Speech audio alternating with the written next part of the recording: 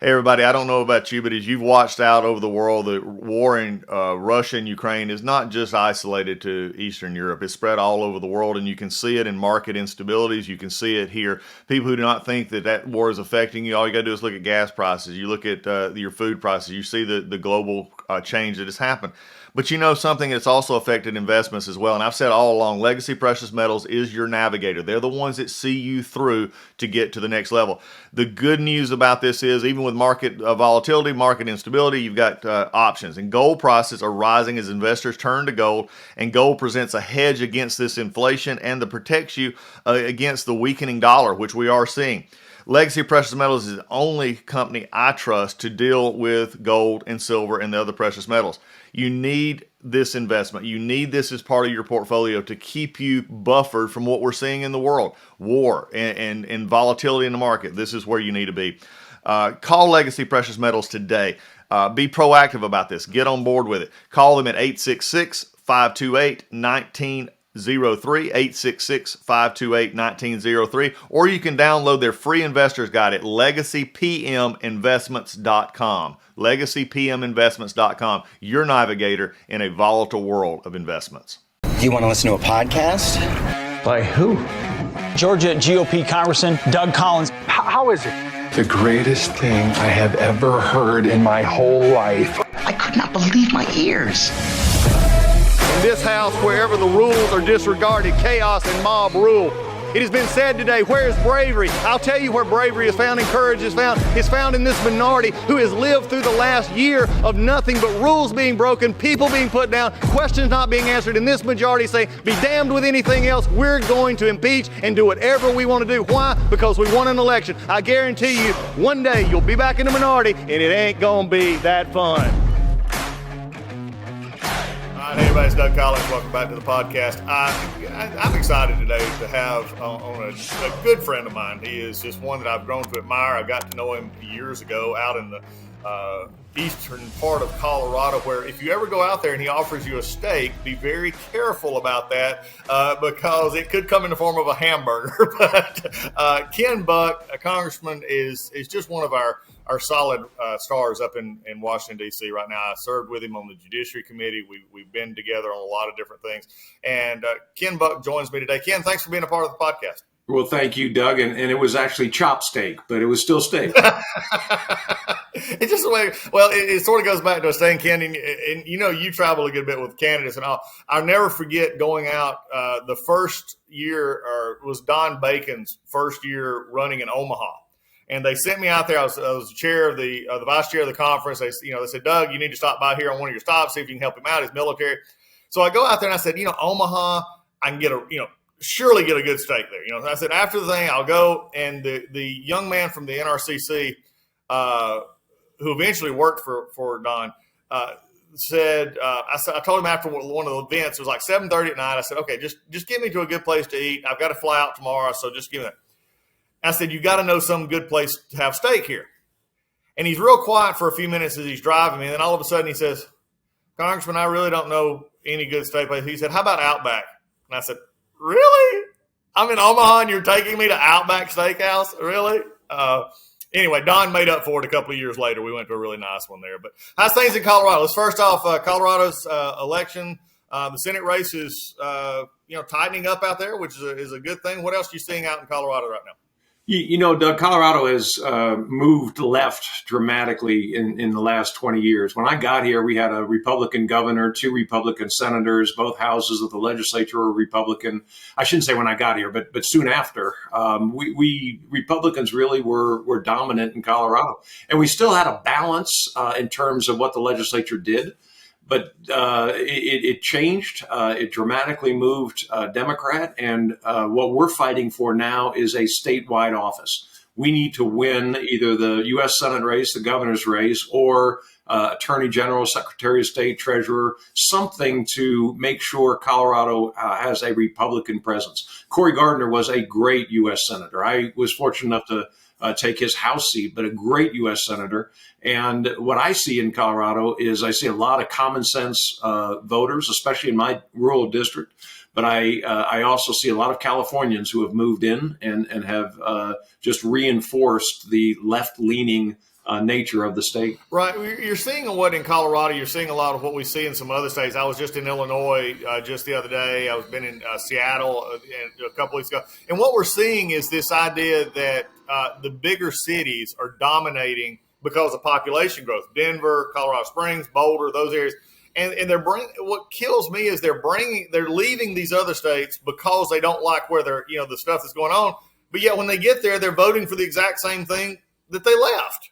And the surrounding areas are not there. Is that what you're seeing in Colorado, or is it just a move liberal to liberal? No, I think exactly, Doug. What we had last on the ballot 2 years ago was a tax cut and a increase in services, and Colorado voted for both of those.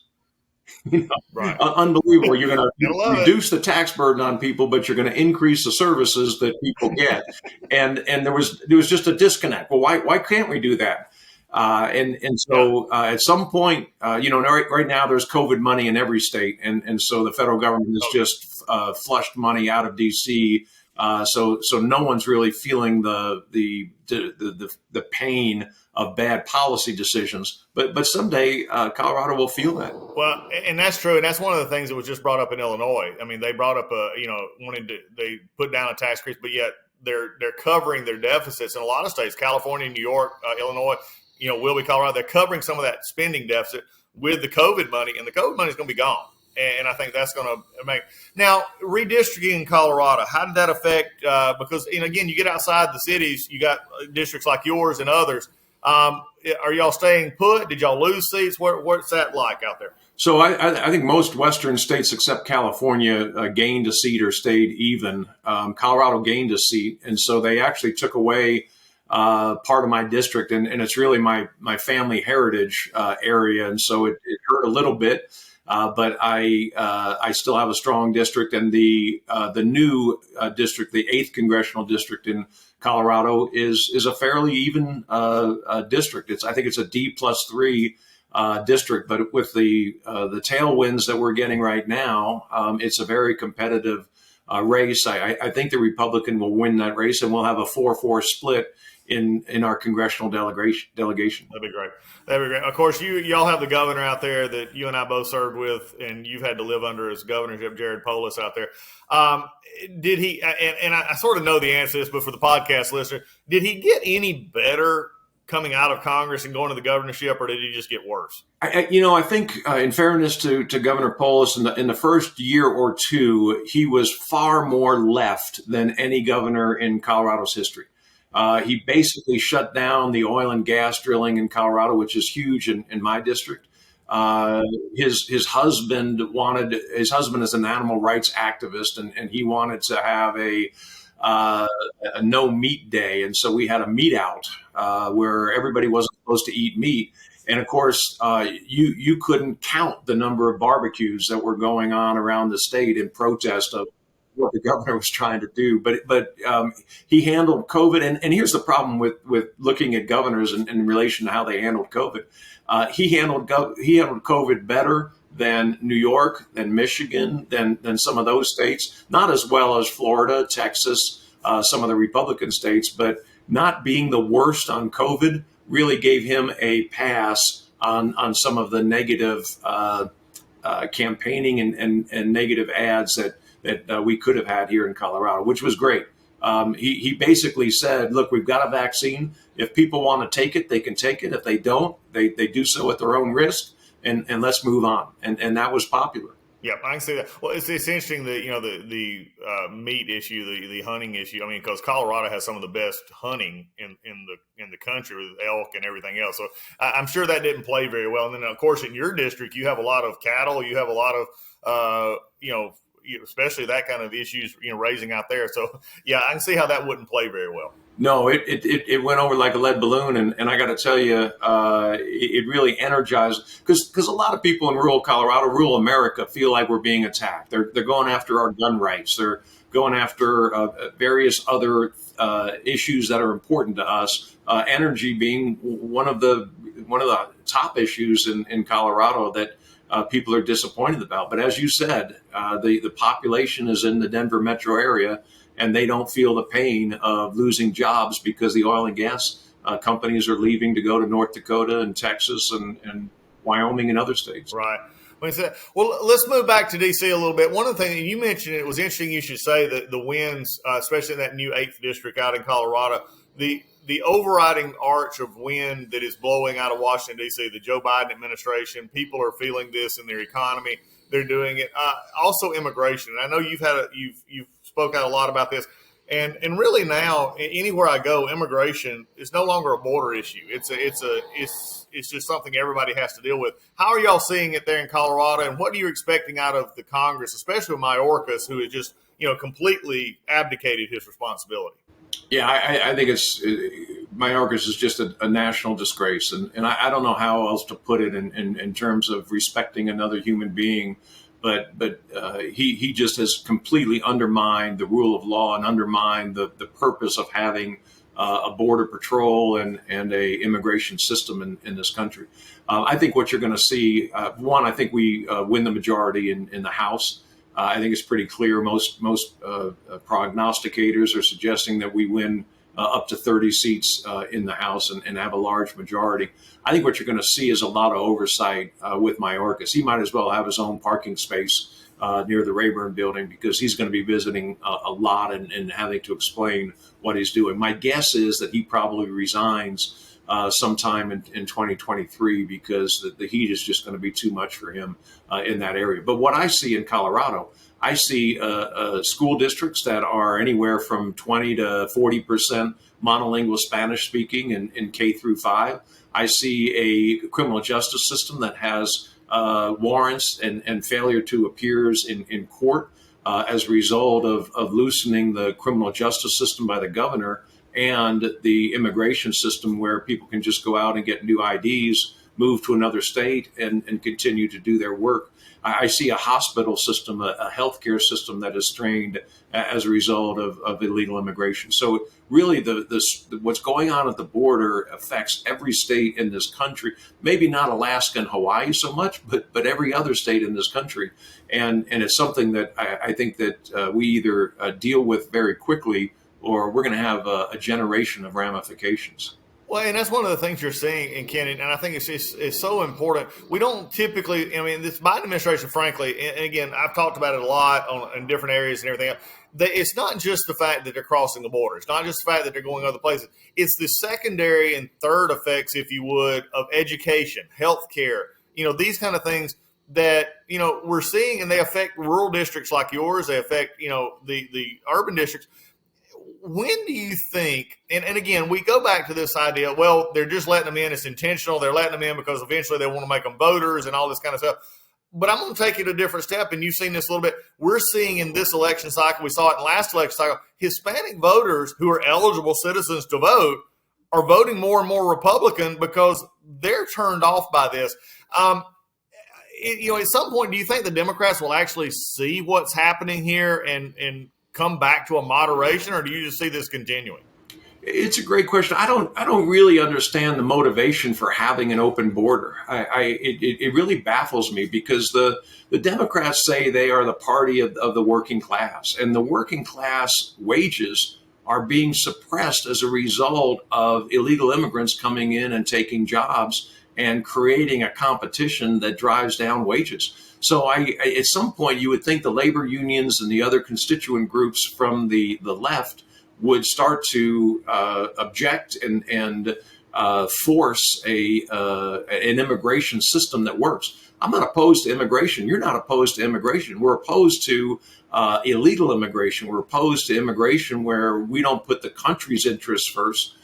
We just allow people to come in and try to figure it out later. And so I think at some point the Democrats figure it out. I don't know the answer to that question. It baffles me why they have let this go on for so long. But clearly there is a backlash among voters. When you look at polls, you hear about inflation and you hear about other issues. Number one issue that I hear about from people is just the border. And it's not so much the border as it is the fact that people are just upset that we aren't following the rule of law in this country. Yeah, and I think that's it is. It's just it's this unsettling effect that you see, and then people are just frustrated by what's going on as we come. Let's switch our attention a little bit because you've been real big on these issues, and crime is a big issue. And look, criminal justice reform. You and I have talked about that a lot. There's right ways to do things and wrong ways to do things, and the liberals are just doing it wrong completely. And especially what we're seeing, and you put out a bill because it was interesting to me when San Francisco was going through their, change on their DA and recalling him and everything else, and the mayor. It was interesting to me that they didn't really care until all of a sudden Nordstrom's and Lord and Taylor and the bigger names all of a sudden started getting hit. She didn't seem to care. The mayor didn't seem to care, and others out district attorneys didn't seem to care until it started affecting the higher end. And that's just wrong. Small businesses are the heartbeat of what we do. You've just introduced a bill, it's a bipartisan bill on combating retail crime, Organized Retail Crime Act. Tell us a little bit about that. And I know it's bipartisan. You got help in the Senate as well. How is that coming along? Well, Doug, again, as a result of your great leadership and the leaders that we have, and really the philosophy that we have in the Republican Party, we believe that there is a limit to what Republicans should do with federal power. And so I was upset that we saw all of this retail crime going on around the country, but is it a state issue or is it a federal issue? And I believe that some of the retail crime that's going on is happening as a result of organized gangs that are multi-state.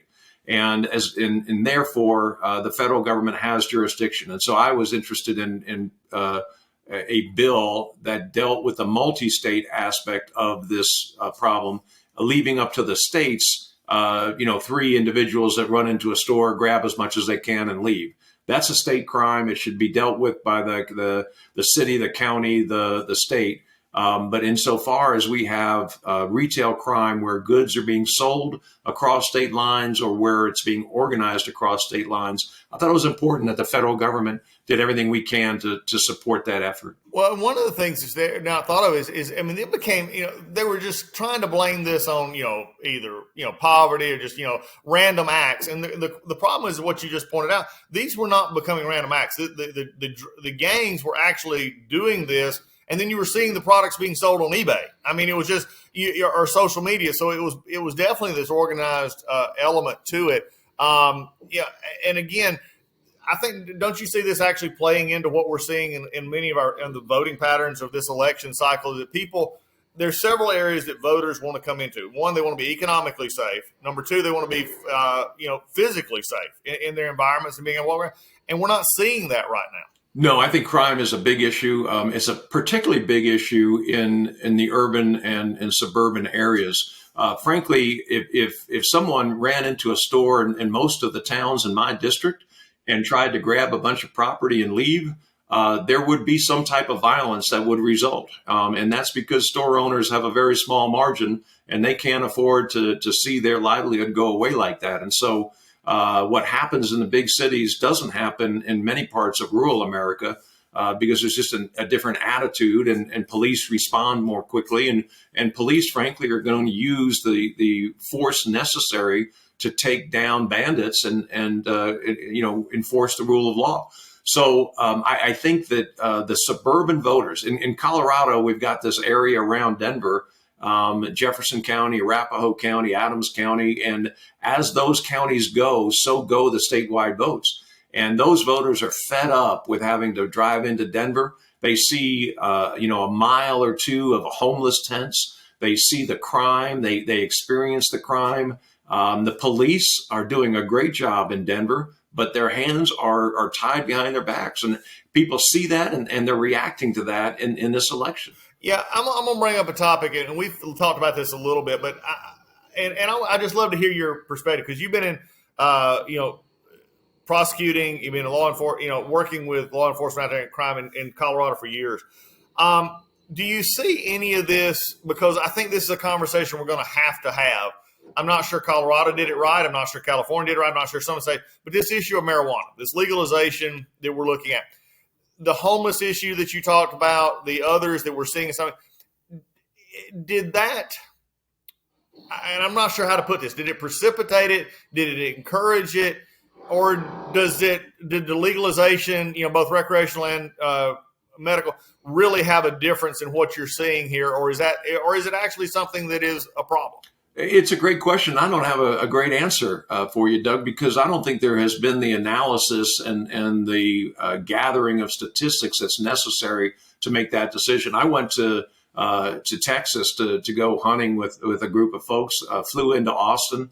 I saw a mile of homeless tents under bridges in Austin. They don't have legalized recreational marijuana in Texas. So I think that when folks relax standards, and in some places in Colorado, frankly, we don't have a homeless issue. Colorado Springs, the mayor, John Suthers, did a great job in terms of if you're a vagrant, if you don't have a place, we're going to give you a fine. We're going to require you to go to a county jail unless you choose to go to this homeless shelter. You get job skills, you get medication if that's what you need. But we're not going to just let you live out in the streets and really cause chaos. And so I think it's a city by city issue in Colorado. As to the issue of marijuana, I think that we are seeing an increase in juveniles using marijuana as a result of legalizing it recreationally. They see their older brother who's 21 using it, and so a 16-year-old goes ahead and uses it. I think we see more traffic accidents involving marijuana. It may be alcohol and marijuana, but we see more of that. So we see some of those issues. I don't know that we see an overall degradation in terms of the motivation of most people to come to work and work hard. Exactly. Moving on to another issue that you have been on the front and center for, and I'll have to say I'm very proud of you for the stand that you were taking on this, because it's a tough issue, and that deals with the antitrust. It deals with big tech. It deals with these, and you and I both dealt with that while we were there. And I was glad to see that y'all pushed through some legislation that began that process of dealing with, some of these issues. And again, we don't have the perfect answer. Tech, some of the big tech, they have their answers. Others, but do you feel like that we, especially when it comes to antitrust, and we've talked about that a bunch on my podcast, that we've gotten away from the true understanding of antitrust, that we're sort of moving, the Democrats is just simply big is bad. And that's not what antitrust was about. It's about the degradation in the marketplace. Talk to us a little bit about that. I know you got the bills passed out, in this Congress. I'm not sure what will happen next Congress, but you did take a lot of stand on that, and it was good to see. Well, Doug, again, I look at your great leadership, and you worked on a bill with Hakeem Jeffries and passed a bill because you may not have agreed on the motivation for getting that bill passed, but you both agreed that something needed to be done, and this was the right answer. And that's what we're doing in Congress right now on the antitrust issue. We've got a lot of Democrats who, for their own reasons, object to these four, Apple, Amazon, Facebook, and Google, being so big and so powerful. On the other side, we've got Republicans who believe in competition in the marketplace and want to see the antitrust laws used as they should be used. And the combination makes for a bipartisan bill, and frankly, bicameral, because the Senate is debating the same bills and they're improving the bills. And so we've got a strong set of bills that could move forward. The idea, very simply, and my motivation, Doug, is these four companies control information. 94% of the searches that occur online are through Google.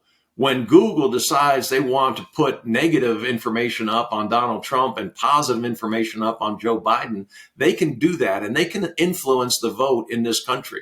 Millions and millions of people they can influence in this country. And that is scary for me, for our democracy. We don't mind when MSNBC says something bad about a Republican because Fox News may say something good about a Republican.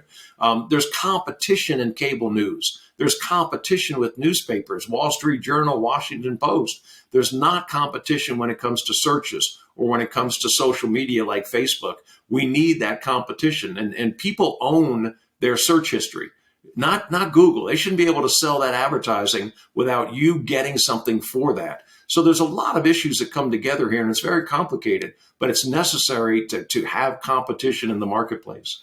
Well, and I think that's, again, that goes back to the old basic, the antitrust was put there, for companies that, they may be big, but they're not, it's a consumer protection into that was always there. Is a consumer, because sometimes the bigger there is a consumer benefit to that. Sometimes there's not. That's where it bends in. So again, I know a lot of contract. I told you about, before we got on, I had a lot of people, text me about it because it's been something we had worked on while up there. But it was good to see that something, was moving.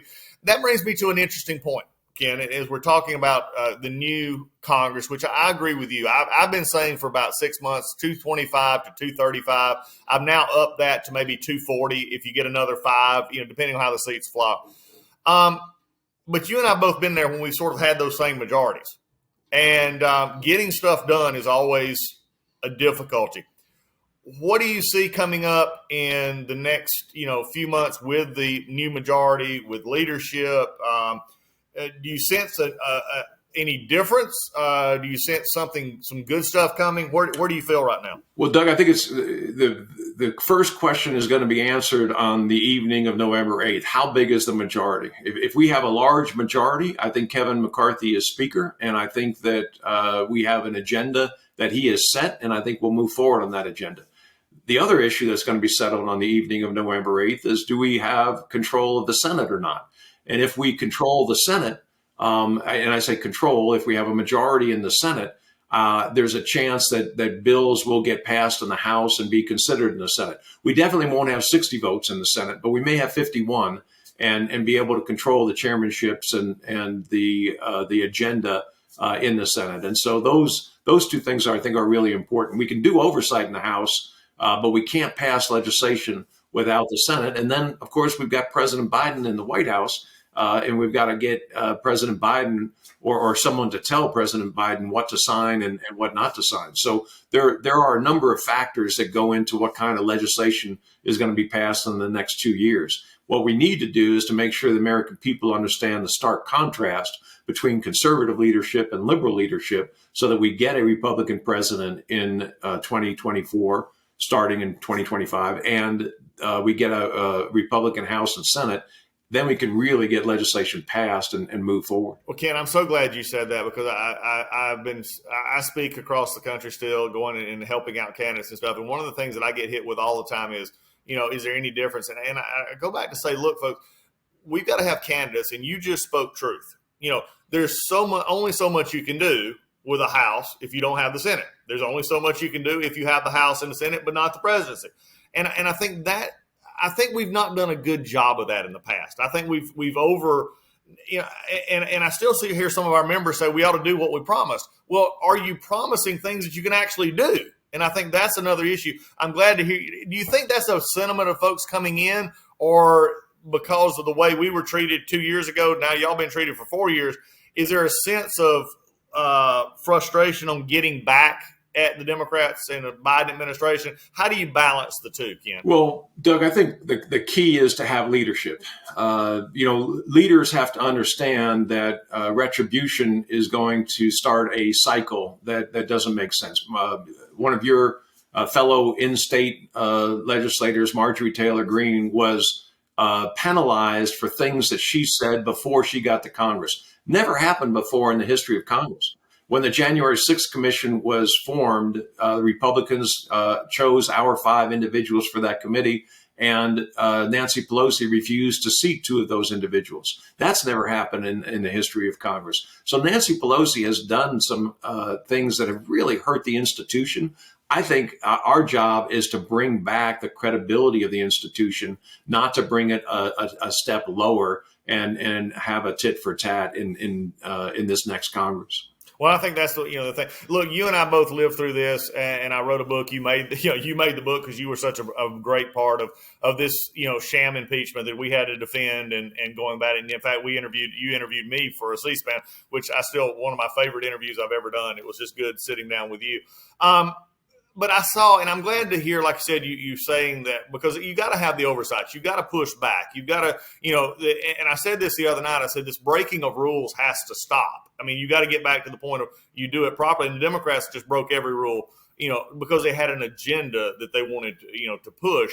And, look, I mean, I think this is the important part of the oversight piece, but also getting stuff done, because you witnessed it as well as I do. In 2019 in particular and into 2020, but 2019, Democrats had no agenda for governing. All they wanted to do was lash out at Donald Trump. And I think that hurt them where they're at right now. Absolutely. And I tell you, one of the things that they have done, and it's coming back to bite them with inflation, but also just with a lack of credibility, is this idea that you can buy votes. This student loan forgiveness is just so transparent that they want young people to go vote.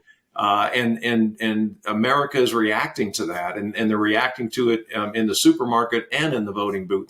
But you're right. When the Democrats say we don't really stand for anything, we just stand against President Trump, that has no meaning for Americans' everyday lives. How are you helping me at the gas pump? How are you helping me find a better job? And so the Democrats have been hurt, I think, dramatically as a result of that. We have to stand not just against President Biden. We have to stand for policies like less federal spending, enforcing the rule of law, having a strong defense.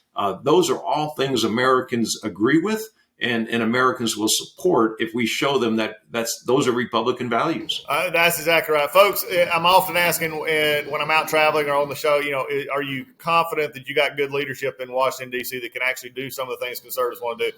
All I got to do is point to somebody like Ken Buck and say, yes, we have good leadership up there that can do that.